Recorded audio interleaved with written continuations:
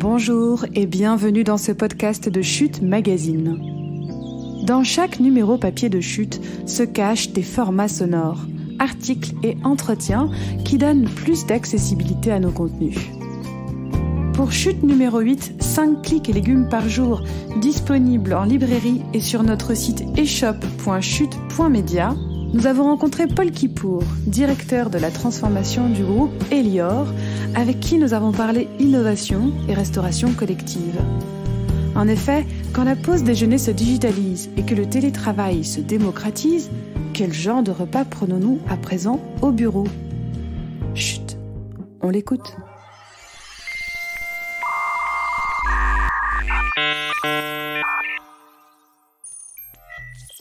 Bonjour Paul. Bonjour. Dans un contexte de transformation des modes de travail accéléré par la généralisation du télétravail, la restauration collective fait face aujourd'hui à d'importants défis. Quelle stratégie vous avez mis en place au sein du groupe Elior pour faire perdurer vos activités et puis peut-être vous transformer ? Alors, pour faire peut-être un petit retour en arrière, la première chose qu'il faut arriver à remettre en perspective, c'est que la plupart finalement des changements que l'on a expérimentés pendant la crise du Covid, on en avait déjà vu les signes avant-coureurs avant. Donc les premiers étaient notamment le rajeunissement des populations en entreprise qui étaient à la recherche d'autres modes de restauration et qui avaient une connaissance de la restauration commerciale beaucoup plus affinée. La deuxième chose, c'est qu'on avait une montée en puissance en parallèle des concepts de restauration commerciale. Vous connaissez Cogent, vous connaissez Prêt à manger, et également de la food tech, avec des acteurs comme Foodles, Frischti, Foodcherry qui commençaient à se positionner déjà. Et troisième chose, on avait aussi un régulateur qui commençait à se positionner de manière assez proactive auprès des sociétés de restauration collective, notamment en termes d'engagement sur les approvisionnements, notamment en termes de respect des labels ou des choses comme ça. Donc pendant la crise sanitaire, en fait, ce qu'on a observé, c'est une confirmation de ces tendances-là, et ce sont des tendances qui se sont accélérées. Et donc notamment au niveau du télétravail, par exemple, puisque le télétravail, on en avait déjà avant la crise sanitaire. Là, ça a été vraiment, au-delà de l'aspect forcé du télétravail du fait des confinements, on a aujourd'hui finalement un jour et demi de plus de télétravail qui est observé dans les entreprises. Oui, ça a vraiment transformé en fait notre façon de travailler aujourd'hui, ça s'est mis en place. Exactement, ça s'est mis en place. Mais ça s'est confirmé et c'est des choses qu'on sentait arriver. Les deuxièmes choses aussi qui se sont confirmées, c'est l'appétence en fait des convives et des collaborateurs pour les concepts que je vous évoquais jusqu'alors, donc des concepts de restauration commerciale ou de food tech, qui ont pris le parti justement durant cette crise sanitaire de proposer des solutions de livrer. Vous connaissez Uber Eats, Deliveroo, les autres acteurs se sont mis en position aussi pour le faire. Et donc finalement, cette confirmation des effets qu'on avait anticipés avant la crise, on a essayé d'y répondre d'une manière totalement différente. La première, c'est qu'on a été en mesure de sortir des concepts innovants de manière très très rapide. C'est quelque chose peut-être qu'on n'arrivait pas ou qu'on se forçait pas forcément à faire avant la crise et que là on s'est retrouvé en mesure de faire de manière beaucoup plus accélérée, beaucoup plus fluide et de manière beaucoup plus agile. Maintenant, on sort un concept de manière assez simple, on le teste en direct avec nos clients, on s'assure que tout va bien et on est tout de suite plus agile. Alors qu'avant, on avait peut-être une tendance à se dire « je ne le sors qu'une fois que je suis 100% sûr qu'il est prêt et ensuite on verra ». C'est le test and learn. Voilà, c'est le test and learn et je pense qu'on l'a vraiment pris au pied de la lettre durant cette crise sanitaire et ça nous a permis de sortir un certain nombre de choses.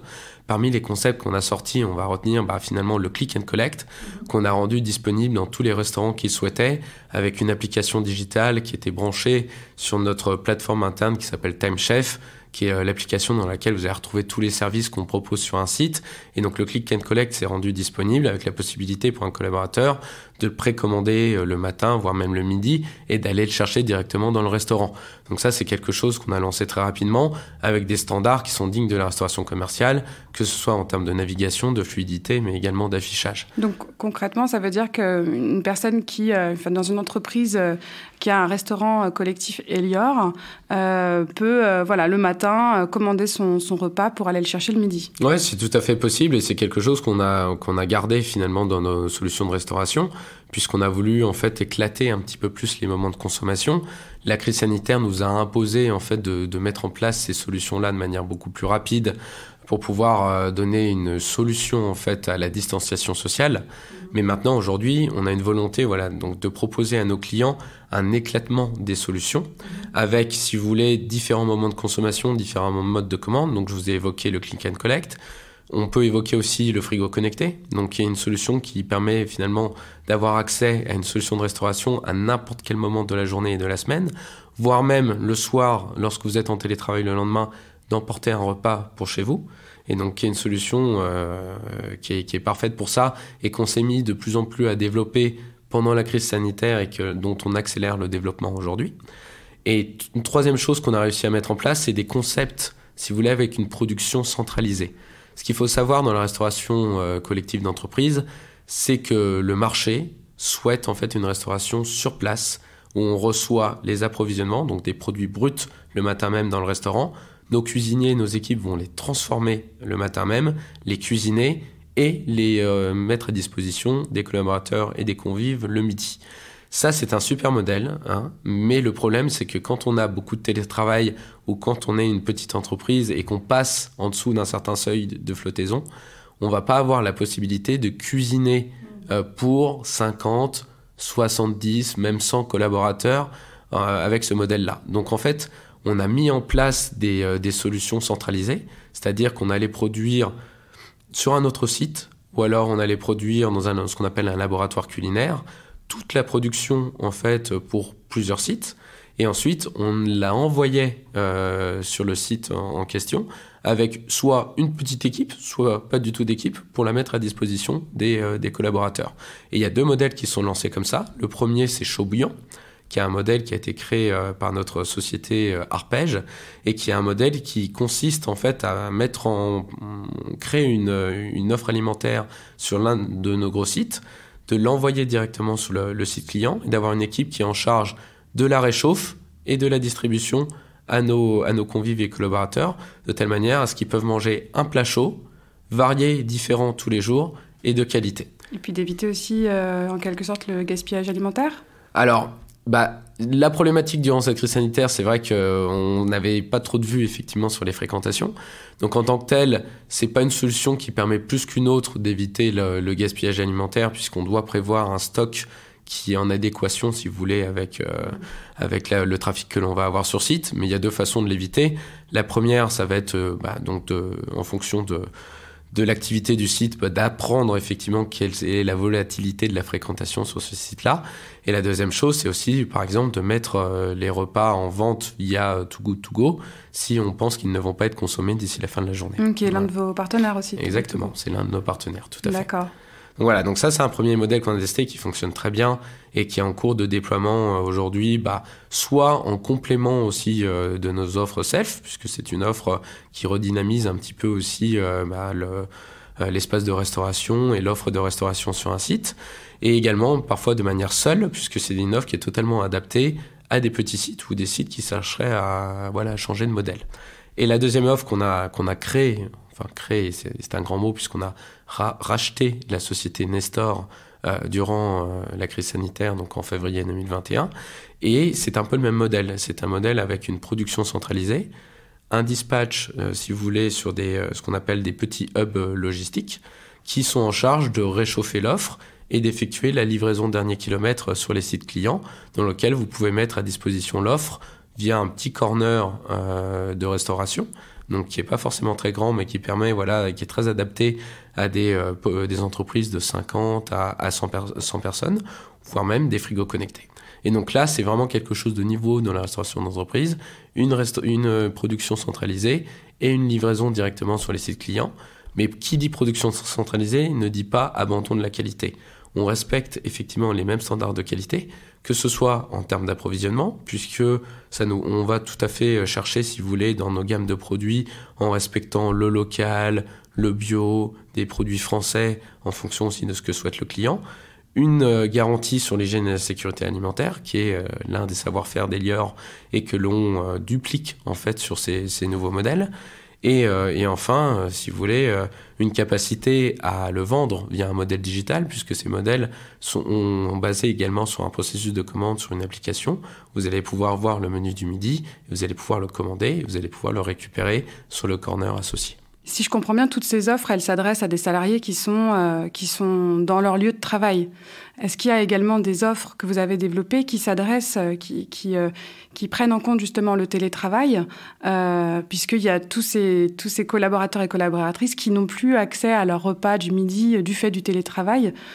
Comment vous répondez à cette demande-là ? Alors, tout simplement, on a 2 offres qui permettent de répondre à cette demande-là. La première, c'est une offre à emporter, qui est disponible pour les collaborateurs qui ont soit une visibilité plutôt limitée sur leur journée de télétravail ou alors une très grande flexibilité à l'inverse et qui peuvent décider de télétravailler le jour suivant. Et donc là, on leur offre notamment via des modèles de frigo connectés la possibilité de pouvoir emporter un plat de leur choix pour chez eux le lendemain et qu'ils réchaufferont notamment par exemple via micro-ondes. Et donc ça, c'est une offre qui est simple et qui permet de l'impulsion de dernière minute, puisque par exemple, vous pouvez vous dire demain, tiens, je télétravaillerai bien, mais je suis pas sûr de télétravailler nécessairement le jour suivant. Allez, je vais me prendre quelque chose dans le frigo connecté. C'est simple, c'est facile et ça se fait bien. La deuxième solution qu'on avait mis en œuvre, c'est une capacité à livrer directement au domicile du collaborateur. Et donc, c'est une solution qu'on propose notamment via la société Nestor. D'accord, c'est la question que je me posais. Exactement, mais qui ne permet pas la complète flexibilité. Pourquoi ? Parce que c'est une offre en fait qui permet de livrer à partir de 3 repas en fait directement chez le collaborateur, pas en dessous. La raison, elle est simple, c'est qu'en fait la livraison unique d'un plat unique chez un collaborateur unique, ça a un coût en fait qui est exorbitant et que la plupart des collaborateurs en entreprise et ou des entreprises ne sont pas prêts pour l'instant à subventionner. Et donc c'est vrai qu'on n'est pas rentré en fait dans la livraison du repas unique pour ces raisons-là, mais on propose une solution qui vous permet, à l'instar de ce que font d'autres acteurs sur le marché, de vous faire livrer à partir de 3 plats au domicile. Et là, effectivement, on a une équation économique qui tient beaucoup plus. Comment est-ce qu'on arrive à conserver ou bien même à recréer du lien quand tout est de plus en plus connecté et qu'on passe beaucoup de temps sur son smartphone, même quand il s'agit de s'alimenter, quand on a un emploi du temps qui est morcelé aussi et qu'on voit moins ses collaborateurs, comment est-ce qu'on arrive à créer, à conserver ce lien social nécessaire dans le travail ? Écoutez, chez Elior, nous, on se positionne avant tout comme déjà un créateur de liens sociaux par nos solutions de restauration. Et c'est vrai qu'en sortie de crise du Covid, on se positionne et en partenariat complet avec nos clients comme des acteurs qui sont censés reconstruire et redonner envie aux collaborateurs de revenir au bureau.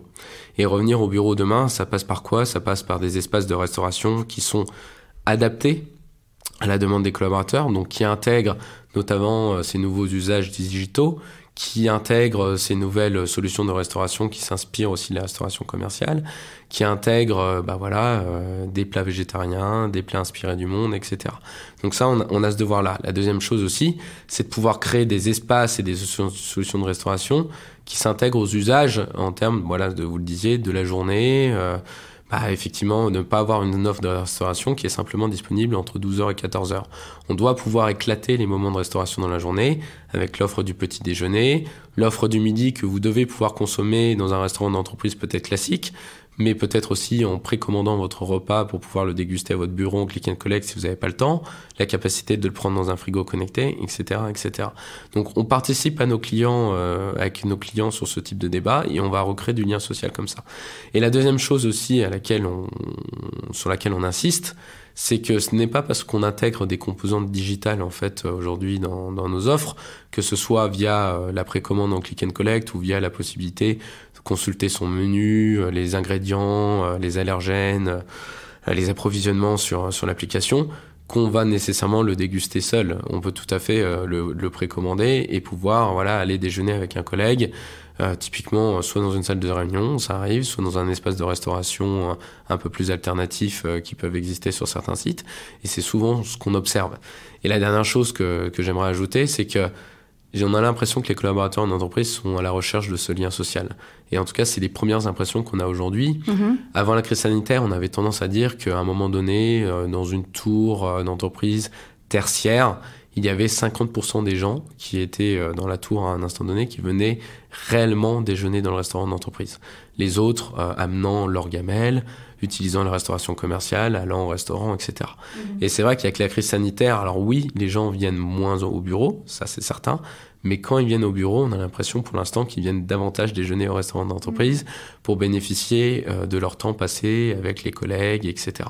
Donc si on est en mesure d'apporter des solutions de restauration en partenariat avec le client qui leur conviennent et qui correspondent à leurs attentes, alors là, je pense qu'on va justement participer à fond dans cette notion de lien social que vous évoquiez. C'est d'autant plus parce qu'il y a le télétravail maintenant qu'on a besoin de retrouver ces moments de cohésion, de se retrouver entre collègues et le moment du déjeuner en fait partie intégrante. Oui, tout à fait. Comment est-ce qu'on continue à s'alimenter sainement dans cet emploi du temps morcelé où on peut justement manger à tout moment Alors, première chose, en faisant confiance à Elior, puisque... l'une des expertises d'Elior, c'est d'apporter cette expertise nutritionnelle en fait dans toutes les offres qui sont développées.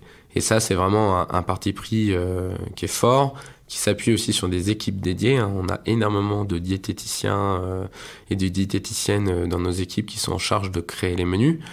Et pour vous donner un titre d'exemple, il y a on est en train de refondre en fait notre offre de restauration en entreprise actuellement.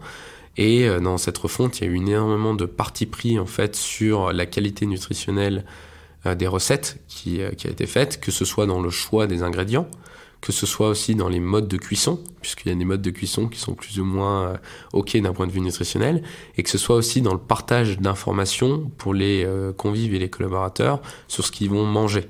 Et donc dans le partage d'informations, ce qui va se passer, c'est qu'on va avoir de la signalétique, effectivement, typiquement dans le restaurant d'entreprise, sur les ingrédients utilisés, sur le Nutri-Score, typiquement de la recette. Le Nutri-Score, je rappelle qu'on est la seule société de restauration collective à proposer le Nutri-Score, effectivement, sur nos différents marchés, dont l'entreprise, qui permet de guider notamment le collaborateur dans le choix de certains de ces repas.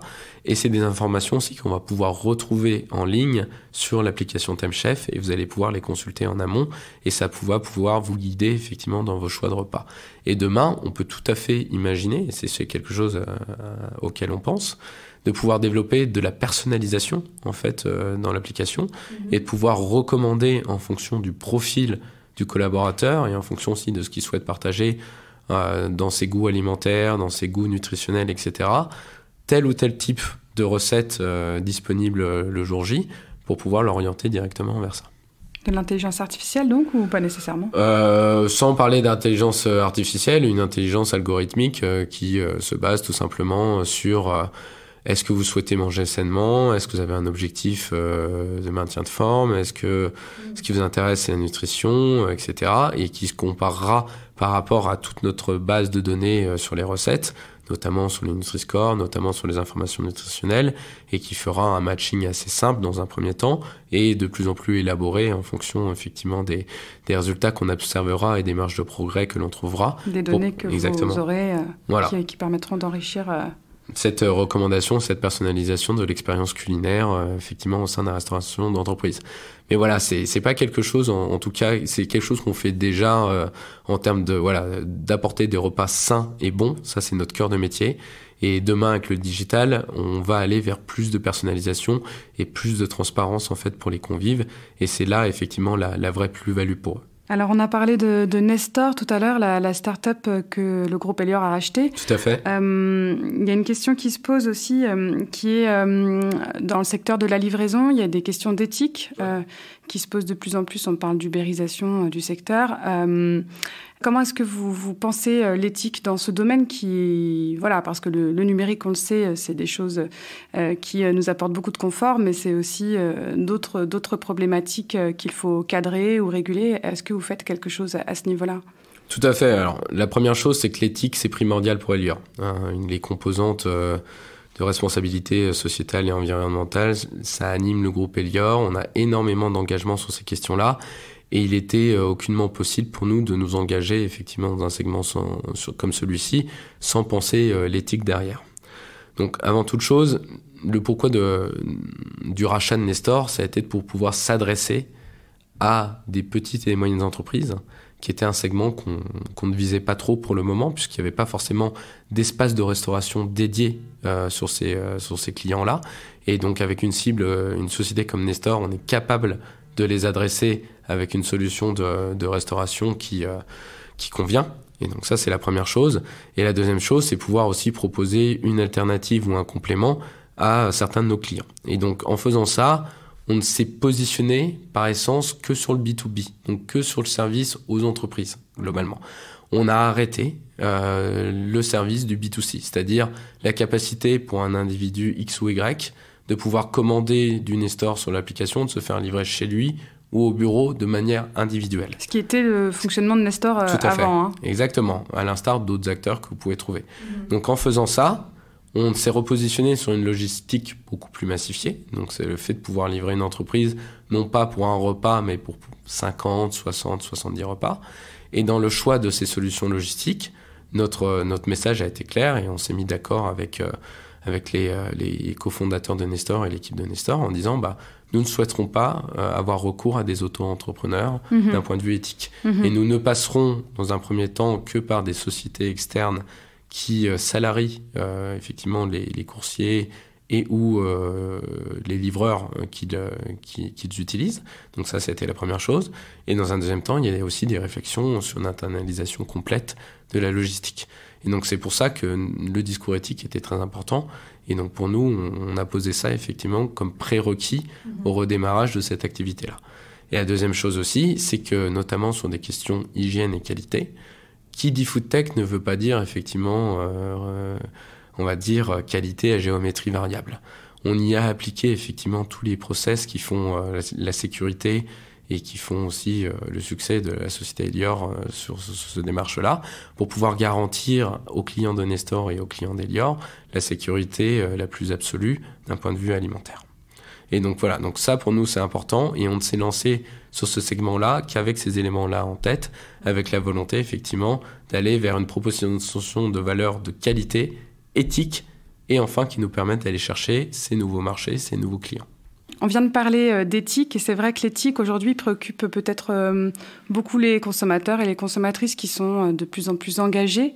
Est-ce que vous avez d'autres initiatives qui vont dans ce sens d'une consommation engagée et qui pourraient venir pour l'année 2022 par exemple ?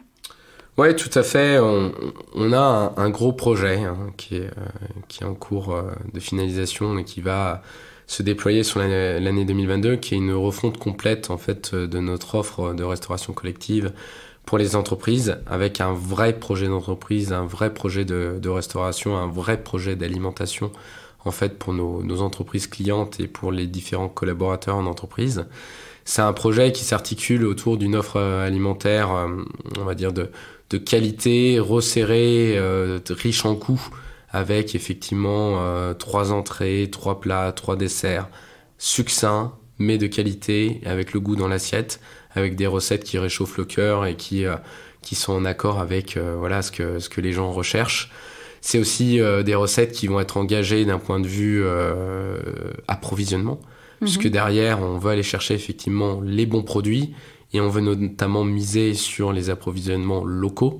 Et donc ça, c'est quelque chose aussi sur lequel on est en train d'accélérer très fortement. À titre d'exemple, on a recruté au courant de l'année 2021 ce qu'on a appelé des responsables de filière, qui vont être des acheteurs en charge du renforcement en fait de nos approvisionnements locaux et de la création de filières définies d'approvisionnement en accord aussi avec des producteurs partenaires pour pouvoir aller plus loin en fait dans notre engagement sur les produits locaux. La deuxième chose aussi, c'est une offre qui est engagée d'un point de vue nutritionnel. Je vous en parlais tout à l'heure, mais on va avoir effectivement des modes de cuisson qui vont être choisis pour pouvoir préserver la santé de nos convives et des collaborateurs en entreprise, avec effectivement moins de graisse, avec des cuissons parfois plus à la vapeur plutôt qu'autrement. Enfin, donc on a vraiment fait des choix assez forts. Et puis derrière ça, il y a toute une démarche effectivement environnementale, avec l'idée aussi derrière de s'engager dans la lutte contre le plastique et le gaspillage alimentaire. Et on a énormément effectivement d'initiatives, et parmi les initiatives qu'on a déjà développées et qu'on va continuer à développer, Vous allez retrouver effectivement notre partenaire Too Good To Go qui vont nous permettre effectivement d'écouler et de vendre des plats qui n'auraient pas été vendus. Il va y avoir aussi des choix effectivement qui vont être faits sur les quantités qui vont être servies, qui vont être adaptées effectivement à la faim de nos collaborateurs en entreprise. On va également avoir de moins en moins, et avec une volonté de tuer quasiment le plastique dans nos offres en entreprise. Ça va passer effectivement par des fontaines à eau, par effectivement des gourdes, par des équipements réutilisables qu'on va pouvoir mettre en place, notamment aussi dans nos offres de restauration rapide. Et donc ça, c'est tout un projet qu'on va pouvoir proposer à nos clients d'entreprise et qu'on pense vraiment va pouvoir faire vraiment la différence. Merci beaucoup. Pas de problème, c'était un plaisir.